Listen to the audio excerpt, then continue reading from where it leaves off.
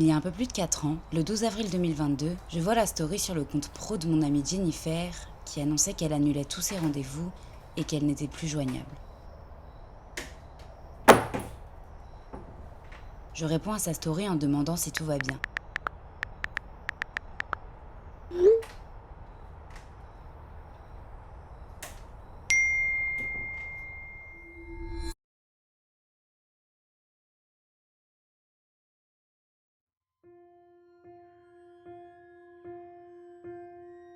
Je me rappellerai toujours de son message que j'ai reçu.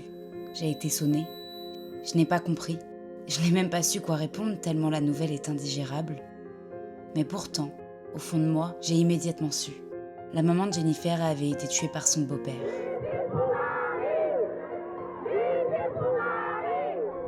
Alors ensuite, j'ai essayé d'être là pour elle en tant qu'amie, tant bien que mal, de l'accompagner durant l'enterrement, de la soutenir moralement comme je le pouvais, même si rien ne peut soulager la douleur de perdre sa maman. Je l'ai vue se battre pour récupérer la garde de ses 2 petites sœurs qui avaient 6 ans et 8 ans à l'époque et qui avaient été témoins de la scène cette nuit-là. Et je l'ai vue tout faire pour essayer de leur redonner l'enfance qui leur avait été arrachée.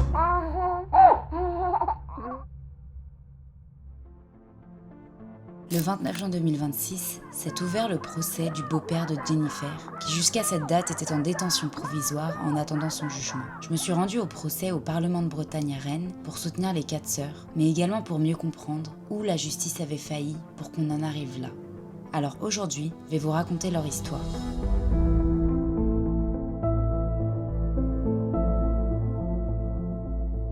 Avant de commencer, je voulais vraiment remercier Surfshark qui a financé ce documentaire. Surfshark a permis de rembourser mes frais de tournage et mes frais de montage. Pour ceux qui connaissent pas Surfshark, c'est un VPN. Et donc concrètement, un VPN, ça fait quoi? Ça chiffre votre connexion internet. Et donc ça aide à protéger votre vie privée et vos données quand vous êtes en ligne. Et avec le code LENAR, vous avez 4 mois offerts en plus de l'abonnement annuel. Et je vous mets le lien en biographie avec toutes les informations. Avec Surfshark, par exemple, vous pouvez changer virtuellement d'emplacement quand vous êtes sur internet. Il y a certains billets qui sont moins chers si vous les prenez de certains pays. De la même manière, vous avez également certains contenus qui passent que dans certains pays. Ça peut être sur les plateformes de streaming, mais également les replays à la télé. Et donc, si vous êtes à l'étranger, vous pouvez regarder du contenu qui passe seulement en France et inversement. Et ça permet également de protéger vos données si vous êtes connecté à des Wi-Fi publics, donc par exemple à la gare, dans les aéroports, dans l'avion. Ça permet de chiffrer votre connexion et du coup de limiter le pistage quand vous êtes connecté à ce genre de Wi-Fi. Donc, vous avez 4 mois offerts en plus de l'abonnement annuel avec le code LENAR. Et merci vraiment du fond du cœur Surfshark de financer ce genre de projet. Il faut parler des violences conjugales, il faut parler des féminicides. Donc merci beaucoup d'avoir pu rendre ça possible. Coucou.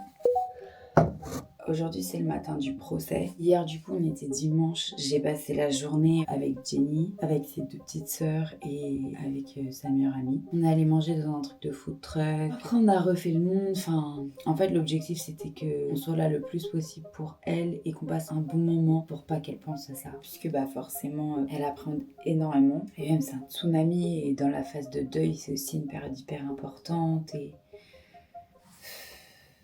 ouais. Je sais un petit peu comment va se dérouler le procès puisqu'on a un calendrier où on sait exactement qui va intervenir à quel moment. Donc Jenny, elle sait déjà qu'elle viendra pas à certains moments parce qu'elle n'a pas envie d'entendre certaines choses, notamment la partie du médecin légiste qui raconte les coups qui ont été retrouvés sur le corps de sa maman. Et elle ne veut pas non plus entendre la défense. Il se remet pas du tout en question et il essaye d'accabler le plus possible sa maman. C'est fou parce que j'ai habité toute ma vie dans cette ville. Ça fait 4 ans que je suis partie. Je suis jamais trop revenue. Et là, de me dire que la première semaine que je repasse dans la ville dans laquelle j'ai grandi, c'est pour le procès du meurtrier de la maman de ma copine.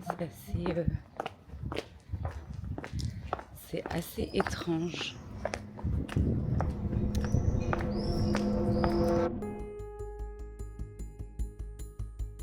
Durant ces 4 jours d'audience, le Parlement de Bretagne était plein à craquer, si bien qu'une grande partie des personnes n'ont pas pu rentrer dans la salle de la cour d'assises. J'ai trouvé ça très beau que les gens viennent pour soutenir Marie et pour dénoncer ce qui s'est passé. Mais avant de vous raconter le procès, il faut que je vous présente Jenny. Jennifer, elle était dans le collège de mon grand frère, elle était plus grande que moi, faisait du handball, était super cool et je la regardais avec des grands yeux. Quelques années plus tard, je suis devenue amie avec Jenny, mais également avec sa petite sœur qui avait mon âge, Glody. Elles étaient joyeuses, drôles, fêtardes et avaient beaucoup de caractère. Jenny, déjà, c'est une folle.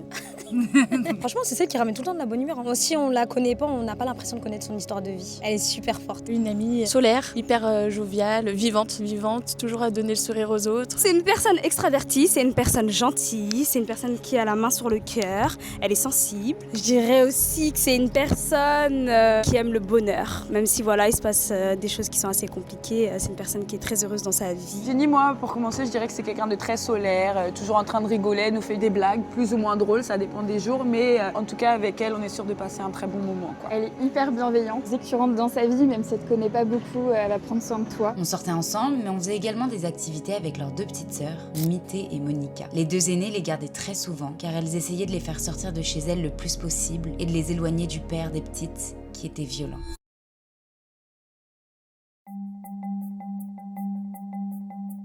Je vais faire un aller-retour à Rennes. Pour ceux qui savent pas, de base, je suis rennaise.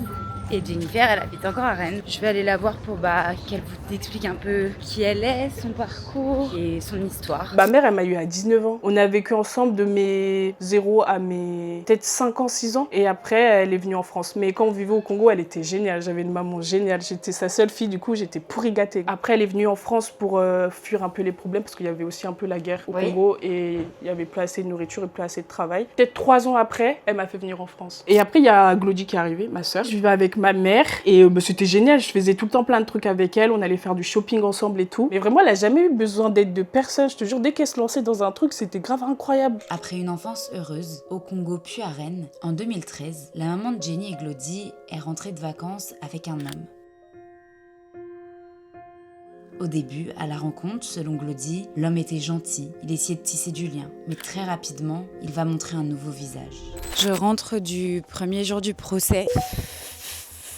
Ça a été une journée compliquée émotionnellement. Il y a 3 policiers qui sont venus le matin, des psychiatres et des psychologues qui sont venus l'après-midi. On a pu entendre le coup de téléphone qu'il y a eu auprès des policiers la nuit où la maman est décédée. Les policiers, ils ont également retracé toutes leurs enquêtes, qu'ils ont trouvées quand ils sont arrivés sur les lieux. Et ça, pour le coup, je pensais pas qu'ils allaient le montrer aujourd'hui. Ils ont montré des photos du corps de leur maman, de l'endroit où ils l'ont retrouvée, de son visage. C'est pas des images qu'on a envie de voir. Et les psychiatres et les psychologues, pour l'après-midi, ils étaient là pour essayer d'établir la personnalité de l'auteur, pour savoir s'il était bien conscient au moment des faits, s'il avait un trouble de la personnalité qui faisait que du coup il pouvait pas être responsable forcément au sens juridique de ses actes. Un avocat de la défense, il est obligé d'essayer de trouver des portes de sortie pour essayer de défendre comme il peut son client, même s'il sait que son client a commis un meurtre, et donc généralement on essaie d'aller sur la folie. Et voilà, en tout cas l'après-midi on a déjeuné ensemble avec Jenny, avec ses petites sœurs. Alors Monica, la dernière, elle est à l'école, mais Mité, elle a assisté au procès. Donc il y a eu Jenny, Glody et Mité qui ont été là. Et Mité, elle est restée jusqu'au soir. J'ai trouvé très courageuse. Mais en tout cas, c'était une journée compliquée. Et c'est pas fini, il va encore y en avoir 3. Si vous êtes une femme et que vous traversez ça, vous n'êtes pas seule. Il peut y avoir des solutions pour s'en sortir. Ça peut aller mieux. Je vais vous mettre toutes les ressources possibles. Vous n'êtes pas seule et il faut vraiment partir avant qu'il soit trop tard parce qu'on voit bien que là, il y a la vie de 4 filles qui ont été détruites, qui ont perdu leur maman et putain, en vrai, ça aurait dû être évité, quoi.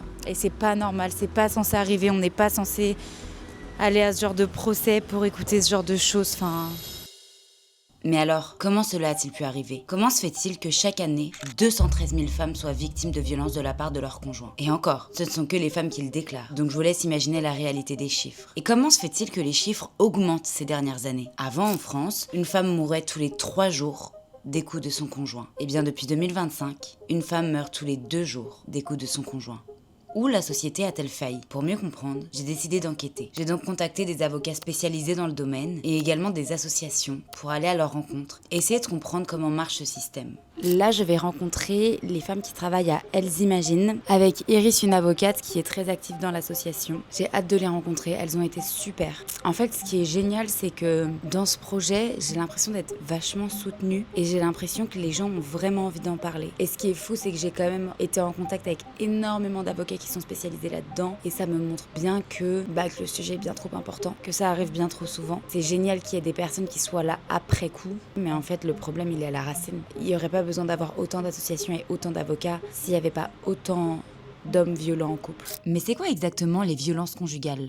Il n'y a pas de définition légale des violences conjugales. Dans le code pénal, elles sont appréhendées notamment dans le cadre des circonstances aggravantes. Par exemple, il va y avoir l'infraction de meurtre et avec la circonstance aggravante sur conjoint, ex-conjoint, concubin, etc. Il y a 2 points qui sont essentiels. Il y en a récurrence. Les violences vont se répéter et on va pas être sur un acte isolé. Et le rapport de domination. Et ce rapport ne s'inverse jamais. Alors là, je vais appeler. Elle travaille à la CIDFF, il y en a partout en France, dans chaque ville. Mais voilà, elle va un peu nous expliquer tout le fonctionnement de cette association, comment ils protègent les victimes. Souvent, c'est des personnes qui sont au début un petit peu du processus. Voilà, elles viennent vers nous parce qu'il y a eu une violence qui leur a fait peur plus que les autres. Ouais, souvent, c'est peut-être aussi la première violence physique. Et donc, là, à ce moment-là, elles se rendent compte qu'il y a quelque chose qui ne va pas. Mais souvent, avant les violences physiques, il y a bien les violences psychologiques, les violences sexuelles, les violences verbales. Elles n'ont pas forcément identifié comme telles parce que pas présentées par la société comme des violences, notamment avec l'idée du devoir conjugal et tout ça. En fait, il y a plein de différentes violences, des violences administratives aussi. Est-ce qu'elles ont des comptes en banque? Est-ce qu'elles sont tracées par un AirTag? Est-ce qu'ils parlent très proche de leur visage quand il est énervé? Parfois, il faut même leur expliquer que les violences psychologiques, que ça existe, c'est l'intimidation, les menaces de mort. Les menaces de mort, Marie et ses filles étaient habituées. Le beau-père la menaçait sans cesse de la tuer. Et il écrivait même sur les murs de leur appartement « Marie, je vais te tuer ». Ça s'est bien passé au début ou directement non? En fait, juste avec Glody, on le sentait pas. Okay. On pouvait pas dire que ça se passait mal, mais juste, on savait que il était pas bon. Parce que déjà, faut savoir que ma mère, elle buvait pas beaucoup. Et quand il arrivait, il y avait presque tout le temps de la bière et tout à la maison. Et ce que j'aimais pas aussi, c'est qu'il faisait rien. Maman, elle faisait à manger, lui mettait juste ses pieds sur la table et c'est tout. Le ménage, c'était pareil. Et il travaillait pas. Et après, on a vu les premiers signes de violence, quoi. On présente souvent les femmes qui vivent les violences conjugales comme des victimes. Mais ces femmes ne sont pas que des victimes. Elles sont avant tout des femmes fortes, très généreuses, qui n'en parlent pas, qui sourient, qui aident les autres, qui taisent leur douleur, qui camouflent leur bleu. Marie était une femme comme ça. Elle avait son business de perruques, de vêtements, enfin bref, elle avait un business de beaucoup de choses. C'était une businessman. Du coup, elle faisait vivre Jenny, ses 2 petites sœurs, et son mari. Oui, parce qu'il travaillait pas. C'était la seule qui bossait. C'est quelqu'un, elle aide vachement les gens. Elle a trop le cœur blanc. Non, en vrai, elle était incroyable. Ça a toujours été une personne hyper joviale, avec le sourire, accueillante. Pendant le confinement, elle nous apportait à manger tout le temps. Même si elle n'avait pas le droit de se déplacer, elle venait, nous apportait à manger, nous apportait des coiffures. Donc moi, j'ai changé 20 fois de coiffure alors qu'on n'avait même pas le droit de sortir de chez nous. Donc juste pour ça, je la remercie. C'était ma tante, meilleure amie de ma mère. C'est aussi ma moitié, forte, généreuse, beaucoup trop généreuse aussi. Elle pardonne très vite et une personne qui s'énerve jamais. Marie, c'est une sœur, une meilleure copine. C'est une personne qui est tout pour moi. Elle va toujours rester dans mon cœur. C'est une personne qui ne méritait pas ça. Personnellement, je vais être toujours là pour ses enfants. Marie, c'était une copine certes, mais pour moi, c'était une sœur d'exil. Moi, je suis arrivée en France, je n'avais pas de famille et Marie m'a vraiment pris comme sa petite sœur. Marie, c'était une belle personne. C'est une belle femme, elle était très très belle, confiante, fière. Avec tout ce qu'elle vivait, en fait, j'étais même là en mode, mais comment tu fais? Comment je l'ai connue et j'accompagnais une personne pour aller prendre des perruques chez elle. Elle a bien mis la perruque sur ma tête, on était devant le miroir, elle a commencé à me toucher la tête en me disant, qu'est-ce qui se passe? Qu'est-ce qui t'arrive? Et je lui ai dit, rien. Il m'a dit, si. Pour faire simple, j'ai soulevé ma jupe, je lui ai montré les cicatrices que j'avais dans les cuisses, des coups de couteau. Et puis après, je lui ai dit, mais comment tu as su? Parce que ça se voyait pas. Moi, je me couvrais, je me maquillais pour cacher aussi le reste. Et elle me dit, je sais parce que j'ai vu la même chose.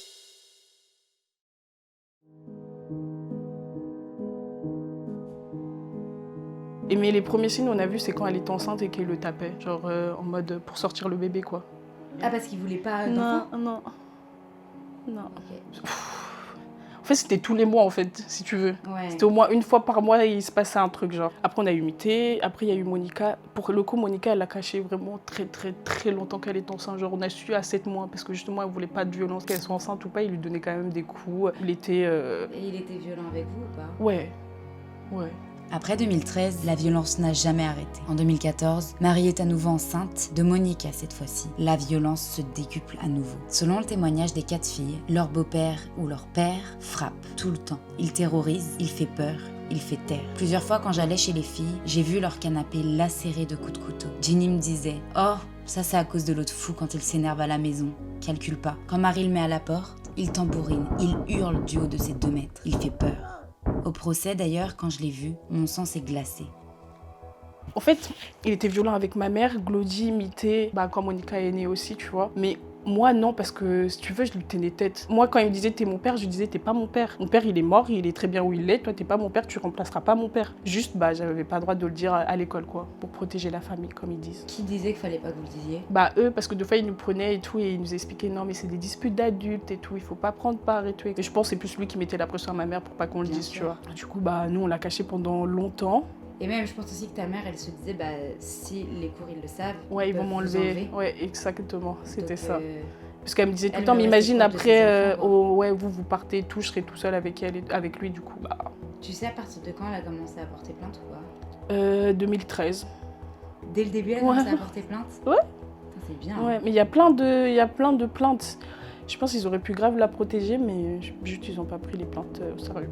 Durant le procès, les avocats ont lu sa plainte de 2013, dans laquelle elle dira « J'ai peur de lui, il peut me faire du mal ou me tuer ».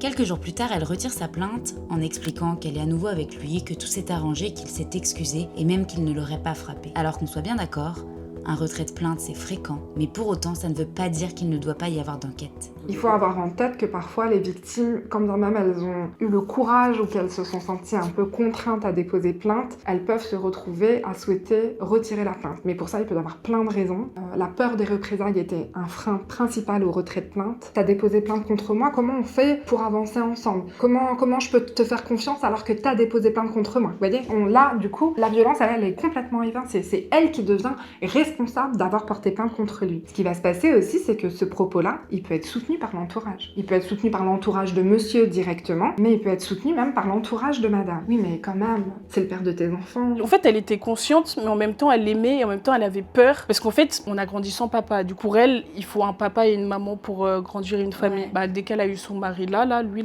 elle s'est dit, il faut que je fasse tout pour le garder. Et même en plus, c'est le père de tes petites sœurs. Voilà, exactement. Et en fait aussi la pression autour d'elle. Genre dans la culture congolaise, c'est pas bien de divorcer. Du coup, il y avait trop. En fait, elle avait trop de pression. Elle avait pas que la pression de lui, elle avait la pression de tout le monde. Et donc là, elle vient de nous voir. Sauf qu'à ce moment-là, l'auteur, lui, il sait bien qu'il y a peut-être un risque que sa victime lui échappe si elle part ou si elle va chercher de l'aide. Donc lui, il va à ce moment-là commencer à se justifier, verser la culpabilité et faire croire à la victime que c'est elle qui l'a bien cherché, et là, elle risque d'annuler le rendez-vous auprès de nous, ce qui a pu arriver, en nous disant « au final, ça va mieux, il m'a dit qu'il recommencerait pas », et là, on sait que nous, ça va recommencer parce que c'est le cycle de la violence. Donc, on va lui dire qu'on reste disponible, qu'elle n'hésite pas à nous rappeler si besoin, et souvent, elle nous rappelle le temps après. Et le cycle de la violence, à quoi ça ressemble? Il se déroule généralement en 4 phases. D'abord, un climat de tension s'installe. L'auteur des violences critique, contrôle, menace, tandis que la victime, elle, tente d'éviter le plus possible les conflits. Ensuite vient la période de crise, l'explosion, où les violences peuvent être physiques, mais pas seulement. Elles peuvent également être psychologiques, sexuelles ou économiques. Après la phase de violence, l'auteur cherche à se justifier en minimisant les faits ou en rejetant la faute sur la victime, qui peut alors finir par se sentir responsable à tort. Et enfin, il y a la phase de réconciliation, qu'on appelle également lune de miel. Elle est souvent marquée par des excuses, des promesses de changement, ce qui redonne souvent de l'espoir à la victime avant que le cycle ne recommence. Et ici aussi, pour Marie, ce cycle recommençait toujours.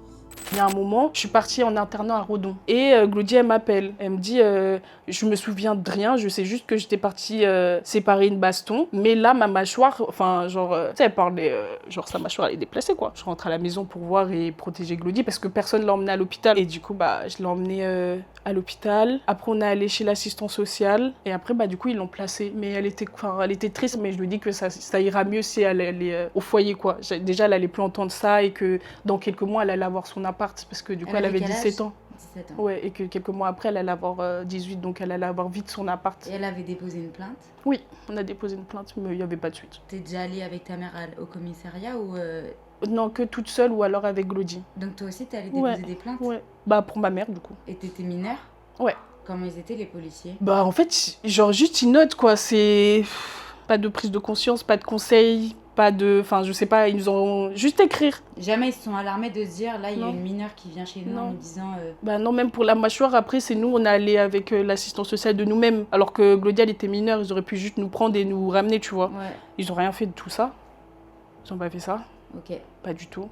On dirait qu'ils s'en foutent. Ils nous ont pas protégés. Le dépôt de plainte, c'est très compliqué pour les victimes d'aller déposer plainte, de trouver le courage, d'aller raconter ce qui s'est passé parfois sur plusieurs années. Déjà, raconter à nouveau ce qui s'est passé, c'est revivre le trauma. Donc c'est très difficile de s'imaginer aller dans un commissariat où elles vont être reçues, où elles vont peut-être pas être crues. Enfin, j'ai déjà assisté à des dépôts de plainte où le policier qui prenait la plainte de ma cliente n'avait pas pris la peine de fermer la porte là. Elle va raconter les choses les plus intimes et les plus honteuses. Elle va être super vulnérable. Et en fait, tout ça, ça doit se faire la porte ouverte où on entendait les collègues qui rigolaient à la machine à café et les conversations et les boutades et tout. Je pense qu'aujourd'hui, il y a une amélioration parce que depuis 2019, maintenant, ils ont une grille. Quand on dépose plainte, il y a une grille qui est spécifique aux violences conjugales avec 23 questions. Donc, dès lors qu'on vient dénoncer des violences conjugales, ils sont obligés de poser ces questions-là. Donc, ils ont été quand même formés aux violences conjugales, c'était pas du tout le cas avant. Donc il y a quand même une certaine évolution, mais il y a encore beaucoup de travail.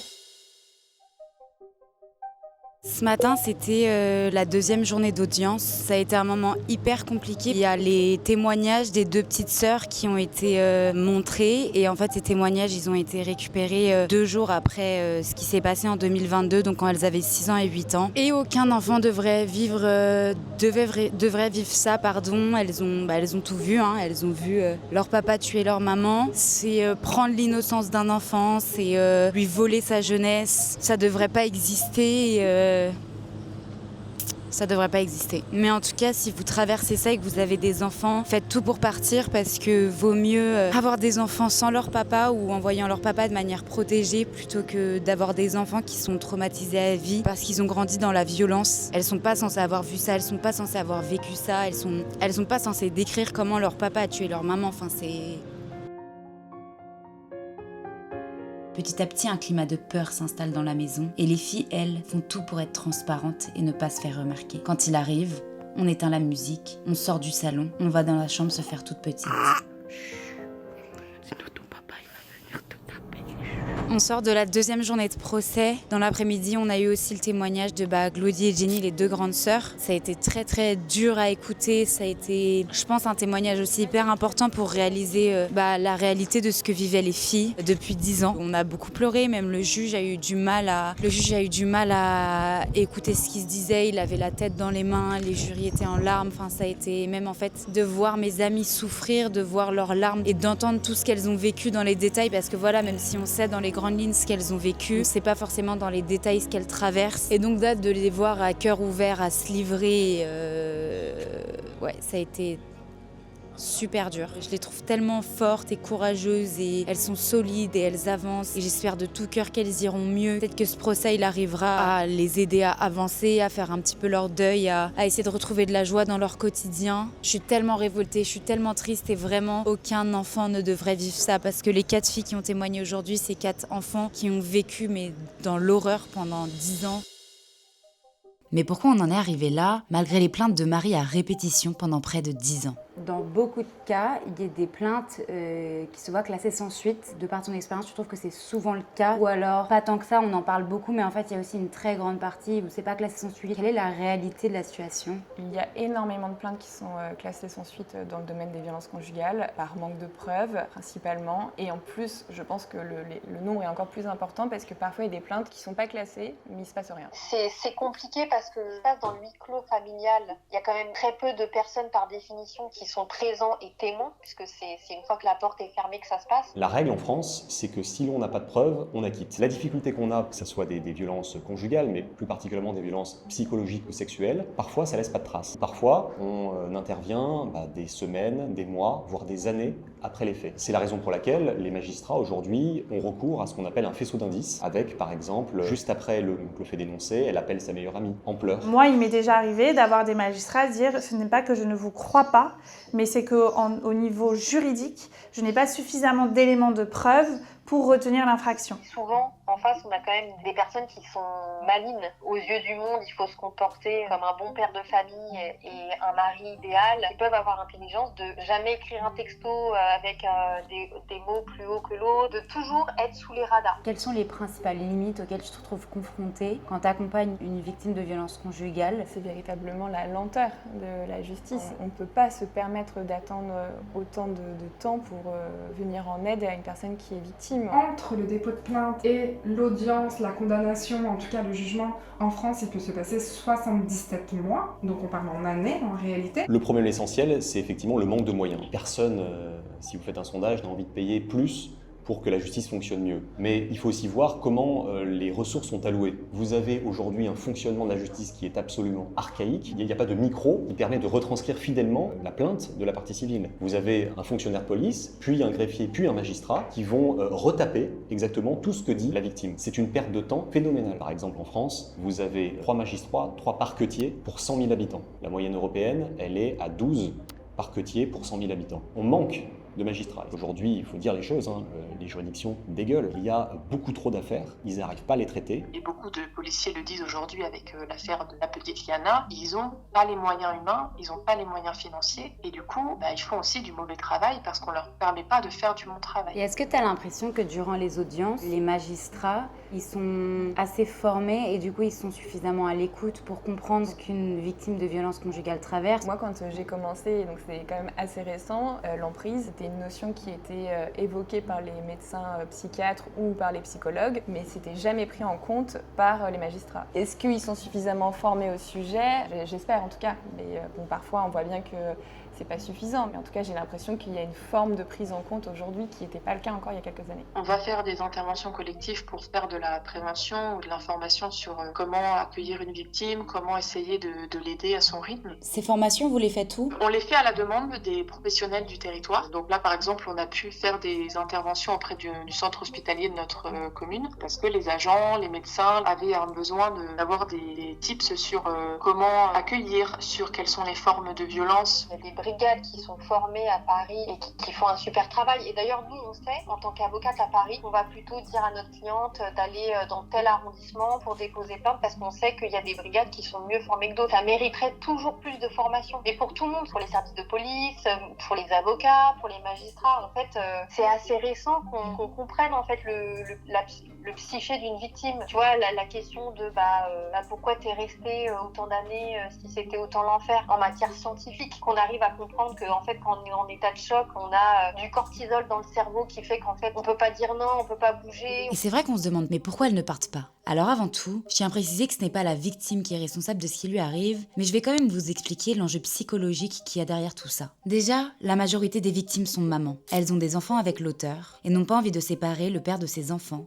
en pensant que cela ruinerait la famille. Ensuite, il y a également une problématique financière. Parce que ce qui se passe aussi, c'est que pour les victimes, nous, on a souvent l'impression que la violence, c'est le pire des soucis.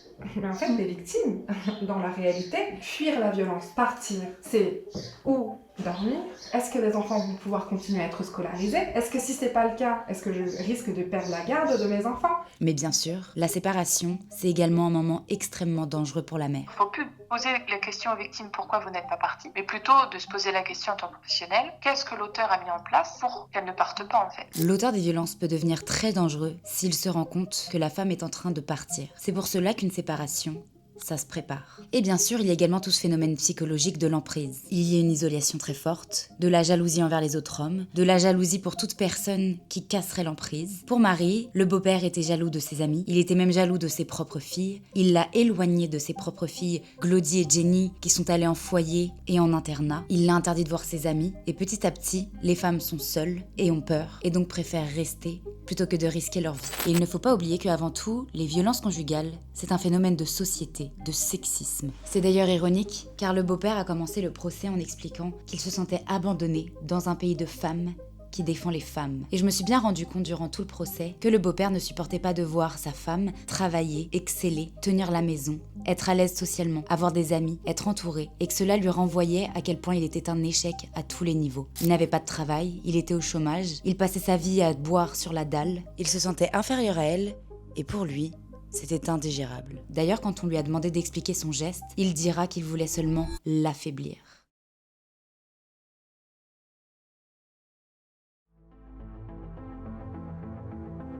Et c'est là le jour où, je sais pas si tu te rappelles, mais enfin du coup il a frappé ta mère.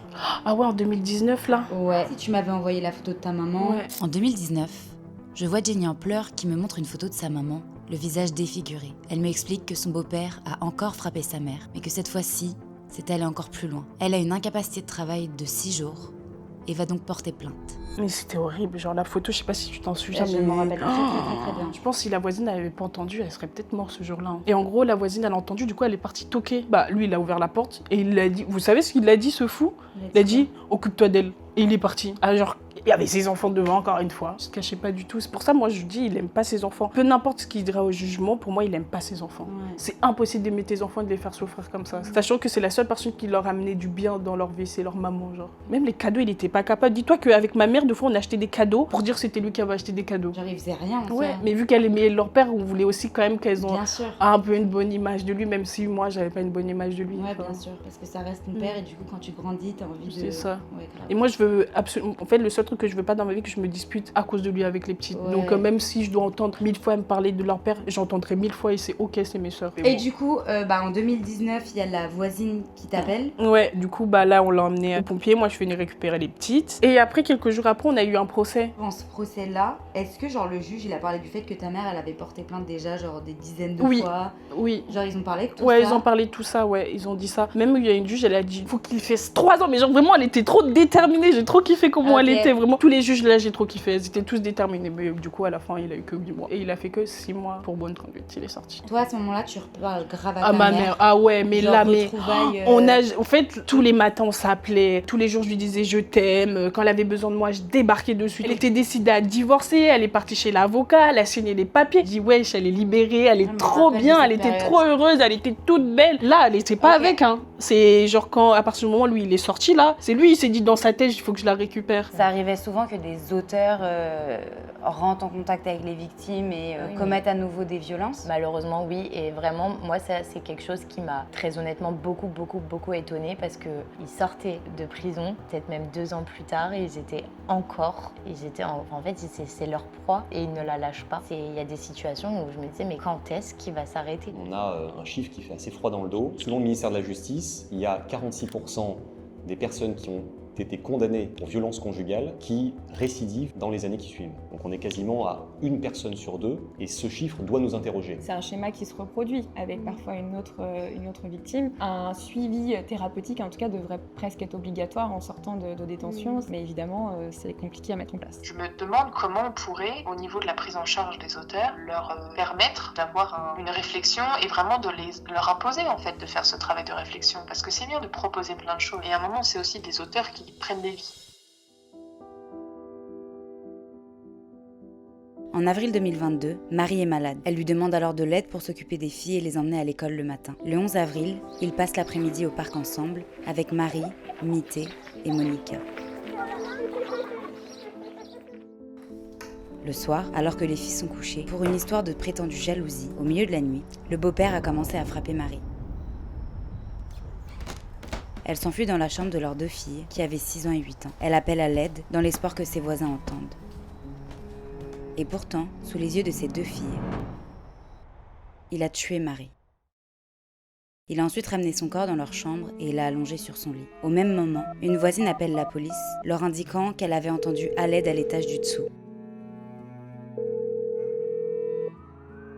Les policiers se sont rendus sur place, n'ont rien entendu et n'ont donc pas pu rentrer dans le domicile. Le lendemain matin à 10h, l'ex de Marie se réveille et se rend au commissariat en avouant les faits. Les policiers sont donc arrivés au domicile à 10h45 et ont trouvé les 2 fillettes en train de regarder la télé et le corps de leur maman dans sa chambre. Sachant que j'avais vu ma mère le dimanche, et le 12 avril, je crois que c'était le mardi. Déjà, c'était trop beau quand on s'est vu, on s'est dit plein de je t'aime. En gros, il faut savoir qu'avec ma mère, on s'appelle le matin. Et ce jour-là, j'ai appelé ma mère. Elle répondait pas, mais son téléphone était bloqué à 4h du matin. Sauf que je me suis dit, c'est impossible que son téléphone soit bloqué à 4h du matin. Ça, c'est bloqué à 4h. En gros, sur WhatsApp, tu peux voir quand la personne, elle est connectée ou pas. ligne. Ouais, voilà, c'est ça. Mais c'est pas normal parce que le matin, elle emmène les enfants. Donc, c'est impossible. Bref, j'appelle 1 fois, 2 fois. Et après, j'ai commencé à me sentir mal. C'est passé un truc, mais je suis pas au courant. Mais je me dis peut-être juste, elle est malade ou un truc, parce que ma mère, elle me rappelle à la minute. Elle a jamais passé 1 heure sans me rappeler si je l'avais appelée, genre jamais de la vie. Plus le temps il passait, plus je me sentais mal. Je sais pas pourquoi je me sentais mal, je me sentais super mal, vraiment comme si vraiment il se passait un truc et j'avais un lien avec ma mère. Là, il y a une dame, elle m'appelle et tout, elle me dit faut que tu ailles chez ta mère et tout. La police veut pas me laisser, elle veut pas me laisser monter. Et du coup, j'ai essayé un peu de m'apaiser parce qu'on me disait ça au début. Tu vois, je sais pas, quand on dit en mode non mais meuf, c'est rien meuf, ça doit pas être ça. De toute façon, tu sais bien, ils sont séparés, ça peut pas être ça quoi. Ouais. Du coup, je me suis un peu apaisée, mais genre, je me suis apaisée peut-être 10 minutes. Hein. Après, j'ai appelé une autre pote, j'ai dit non, meuf, quitte ton travail, il faut qu'on aille chez ma mère. Moi, normal, hein, je me suis dit, mais dans ma tête, je me disais, Jenny, là, tu vas juste voir ta mère. Là, c'est tout. Genre, on met de la musique, on y va et tout, etc.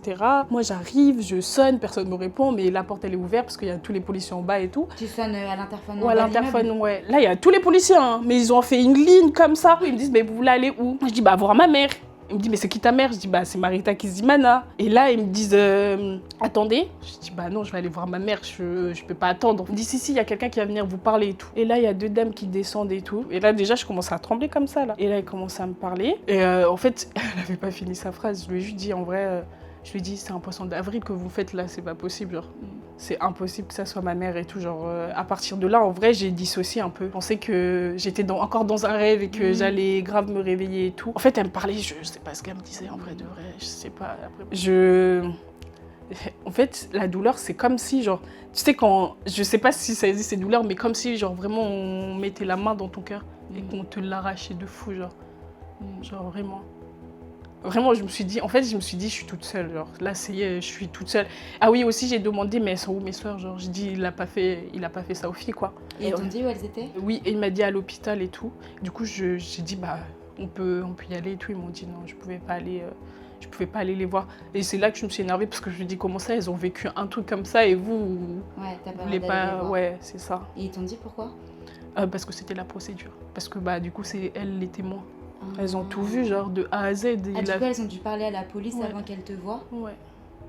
Finalement, on réalise qu'il y a un réel problème pour l'après-violence, l'après-séparation. Il n'y a pas d'accompagnement, pas de mise en place pour les familles, fait qu'il y a un lien entre le père qui utilise toujours les enfants. Mais pourtant, il existe quand même des mécanismes de défense qui permettent de protéger les femmes victimes de violences conjugales et leurs enfants. Dans un premier temps, il y a l'ordonnance de protection. Cette ordonnance, elle est donnée seulement dans les procédures civiles, c'est-à-dire que lorsqu'une maman veut divorcer et veut donc organiser la garde des enfants entre le père et la mère, le juge des affaires familiales peut donner une ordonnance de protection pour protéger la famille. Ça fait un moment qu'il existe, mais avant on n'avait jamais d'ordonnance de protection. Et puis maintenant, avec les différents événements qui sont arrivés, effectivement les magistrats leur donnent de plus en plus. Donc il y a des mesures qui vont permettre de protéger par exemple la mère, et il y a des mesures qui vont permettre de protéger les enfants dans la mesure où il y a un cadre qui va être posé par rapport au droit de visite, l'exercice de l'autorité parentale, etc. Et par rapport à la mère, on va retrouver des dispositions qui sont normalement prononcées dans le cadre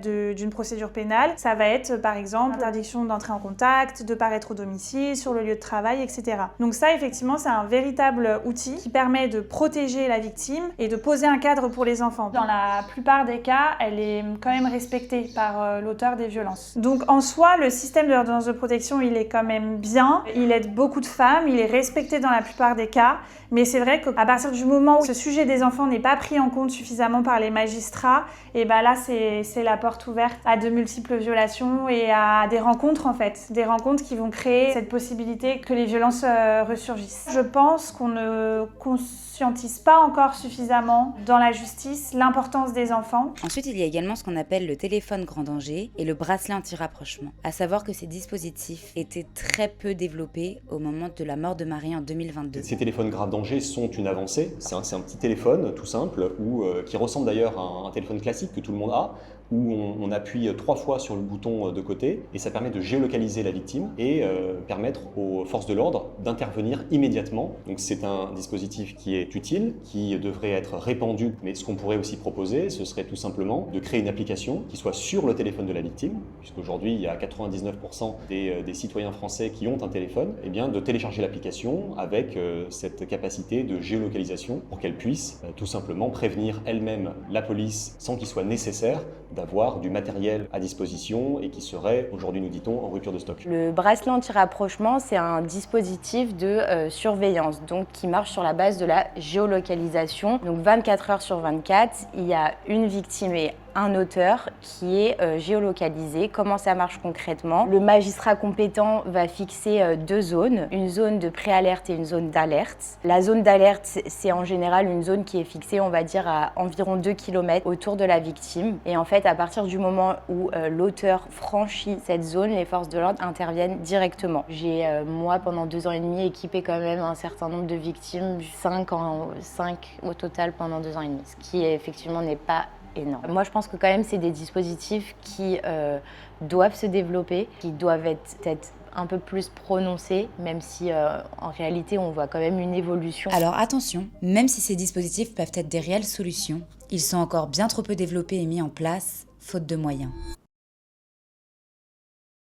Durant le jour 3, les avocats des différents partis ont fait leur plaidoirie finale. C'est-à-dire que les avocats de la défense, le procureur qui représente l'État et les avocats des parties civiles, donc ce sont les victimes, ici les 4 filles, ont fait un espèce de discours auprès du juge et des jurys pour conclure ce qui s'est dit durant le procès et souligner ce qui est important pour leurs clients. Demain, il pourra s'exprimer une dernière fois, puisqu'il a son droit de s'exprimer en dernier. C'est toujours la personne qui est accusée qui a le droit de s'exprimer en dernier. Ensuite, le jury ira délibérer. Et pour rappel, le jury, c'est composé de 6 jurés, donc 6 citoyens comme vous et moi qui ont été tirés au sort, et 3 juges. Et ils vont devoir voter à chaque fois pour tous les critères du meurtre et toutes les circonstances du meurtre. Et ensuite, ils devront décider du montant des indemnités et de la durée de la peine de prison. On ne sait pas combien de temps ils vont délibérer, sachant qu'en France, c'est pas comme aux États-Unis. En France, c'est à la majorité. Donc, ça va beaucoup plus rapidement. Et comme il y a les juges aussi qui votent, ça va aussi beaucoup plus rapidement. Puis, en fait, après ces 3 jours de procès, en vrai, j'ai tellement réalisé que c'est tellement... En fait, c'est juste un truc misogyne. C'est juste un sexisme profond de la société. C'est juste un homme qui supporte pas qu'une femme, elle soit pas soumise à lui et qu'elle brille et que c'était une businesswoman, elle travaillait, elle réussissait, elle était aimée, etc. Et c'est juste un homme frustré qui savait pas comment s'exprimer, qui savait pas gérer sa frustration et qui voyait quelqu'un briller à côté de lui. Parce que lui, il a jamais travaillé, il a toujours vécu à ses crochets, il était alcoolique. Mais j'espère que ça arrivera moins. Le problème, c'est que les chiffres, ils montrent pas que cette tendance, elle est en cours, quoi. Bon, allez, à demain et j'espère que il va prendre une grosse peine. J'espère que les filles seront protégées parce que elles ont besoin d'être protégées. En fait, les 4, elles disaient qu'elles étaient pétrifiées par la peur d'un jour leur croiser, quoi. Mais finalement, le vrai problème, c'est les hommes violents. Si un homme ne veut pas s'arrêter, malheureusement, ça sera très compliqué de le faire. Et depuis le 12 avril 2022, que sont devenues Jenny et ses sœurs ? En fait, à ce moment-là, je me suis dit, ok, tes sœurs, elles sont vivantes. J'ai juste mis mon deuil de côté. Je me suis dit, il faut que je récupère absolument mes sœurs. C'est impossible. Genre, maman, elle aurait absolument pas voulu que j'aurais soit autre part qu'avec moi. Là, c'était ma mission, pour vous dire. Genre, c'était grave ma mission. Je suis allée le lendemain pour les voir et tout. Et en fait, là, je vais vous dire une phrase qu'elles m'ont dit. Et ça m'a fait trop de la peine parce qu'elles ont vécu exactement la même chose que moi. Et je trouve ça incroyable pour des petites de dire ça. En gros, j'ai ouvert la porte. Elles m'ont dit quoi ? T'as peur, en plus d'avoir perdu ton papa, t'as perdu ta maman, genre. Comment ? Mais vous vivez exactement la même chose que moi. Alors comment vous pouvez penser à moi à ce moment-là, genre ? Et en plus, elles ont 6 et 8 ans. Ouais, je te jure, elles étaient trop tristes. En plus, après, elles m'ont fait un gros câlin. Elles avaient des yeux, mais genre gonflés et tout, parce qu'elles avaient trop pleuré. Et ça m'a fait trop de la peine. Du coup, là, ma mission, c'était juste de les prendre et de rentrer. Mais bon, après, ils m'ont dit... que c'était la procédure, qu'il fallait qu'elles soient placées. Du coup, quand j'ai appris ça, j'ai essayé de trouver des maisons pour les placer, mais à Rennes, tu vois, parce qu'ils me disaient qu'ils allaient être séparés sinon. Du coup, moi, je voulais pas qu'elles soient séparées. Du coup, j'appelais tous les familles que je connaissais, je savais qu'ils faisaient famille d'accueil. Et pourquoi elles ont été transférées à Saint-Malo alors ? Parce qu'il y avait pas de place à Rennes, il y avait qu'une seule place. Et là-bas, il y avait quand même un lit où elles pouvaient être à 2 genres. J'ai puisé de mes moyens pour aller à Saint-Malo tous les jours pour leur montrer que j'étais là pour mes sœurs et que j'allais jamais les lâcher, que je les voulais absolument, genre. Et j'ai sorti tous les preuves que je pouvais m'occuper d'elles, que j'allais en vacances avec elles, que tous les mercredis j'étais avec elles, tous les week-ends j'étais avec elles. Fallait que t'ailles voir un juge des enfants. Ouais, et que je fasse une demande, ouais. Elles étaient placées en avril et je les ai récupérées en juin. Genre vraiment, j'allais le matin, je disais je veux mes sœurs, même s'il y avait une sortie, je voulais absolument les faire avec mes sœurs. Je disais c'est pas grave, si elles participent à votre sortie, je les prends, moi je vais leur faire la sortie. Et après... Même on a fait le jugement, même la juge, en fait, on a duré peut-être 5 minutes. La juge, elle a dit mais pourquoi vous le laissez passer ça ? Ok, très bien. Tu vois, des juges comme ça.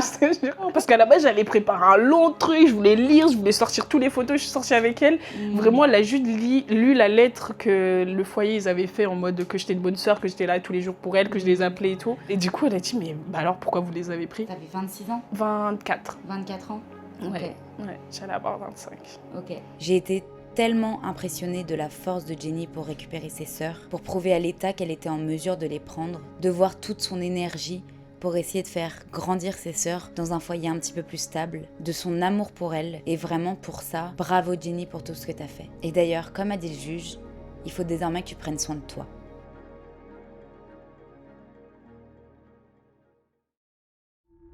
Aujourd'hui, c'est le dernier jour du tribunal. On va avoir le verdict. Et j'espère qu'il sera à la hauteur Et donc, plus de 4 ans plus tard, s'est enfin ouvert le procès. 4 ans alors qu'il avait avoué les faits. 4 ans durant lesquels les filles n'ont pas pu se reconstruire. Du jour au lendemain, elles ont perdu leur domicile, leurs vêtements, leurs jouets et tous les souvenirs de leur maman qui va avec. On n'a pas pu aller récupérer les vêtements des filles parce que c'était sous scellé. On a récupéré quelques documents pour l'école. Et du coup, là, mais l'appartement de ta mère, là, il est encore sous scellé? Ouais, elle est encore sous scellé. Ça fait 4 ans, 5 ans. 4 ans et demi. Donc t'as rien pu... On a pris... Ah oui, et pendant qu'on est parti chercher les documents, on a pris une écharpe juste pour sentir son odeur. Le beau-père a pris la parole. Désormais, il ne reste plus qu'à attendre le verdict. Nous ne savons pas encore combien de temps ça va prendre, l'attente va être longue et le stress commence à se faire ressentir. Mais en attendant, on a fait un choix.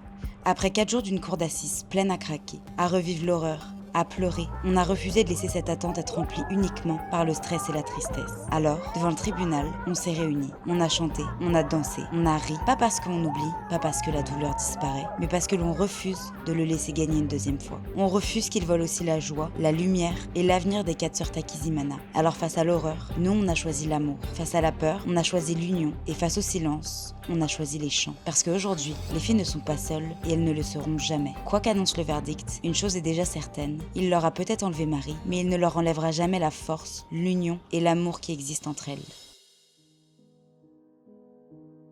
Le beau-père de Jenny a été condamné à 26 ans de réclusion criminelle avec une période de sûreté des 2/3. Ça veut dire qu'il a été condamné à 26 ans de prison et qu'il pourra demander une sortie anticipée seulement après avoir purgé les 2/3 de sa peine, c'est-à-dire environ 17 ans. Il a également été condamné à une interdiction d'être sur le territoire français en sortant de prison, ainsi que le retrait total de l'autorité parentale. Ce verdict a été un vrai soulagement pour les 4 sœurs, qui seront désormais protégées et qui peuvent donc avancer dans leur deuil. La société a enfin reconnu leur parcours et le cauchemar qu'elles ont traversé.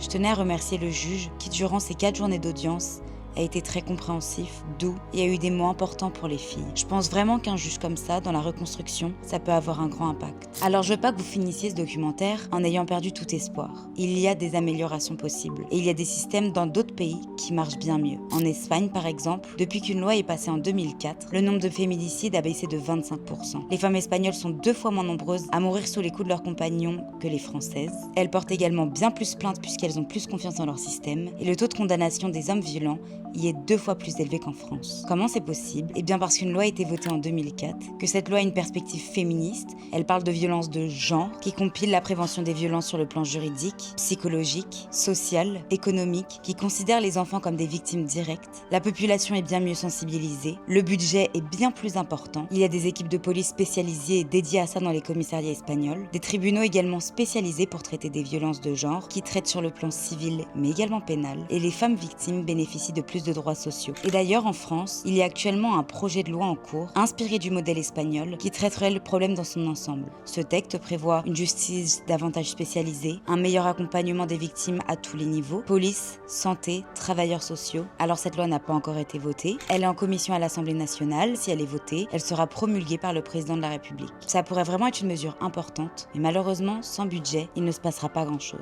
Merci de vous être intéressé à ce sujet. Il y a tellement de femmes qui en meurent tous les jours. Ce sujet est primordial. Il concerne la moitié de la population mondiale, mais finalement, il nous concerne tous. Et il faut vraiment qu'on change les mentalités avant tout, parce que je suis persuadée que s'il y avait moins de sexisme dans nos sociétés, il y aurait beaucoup moins de violences conjugales.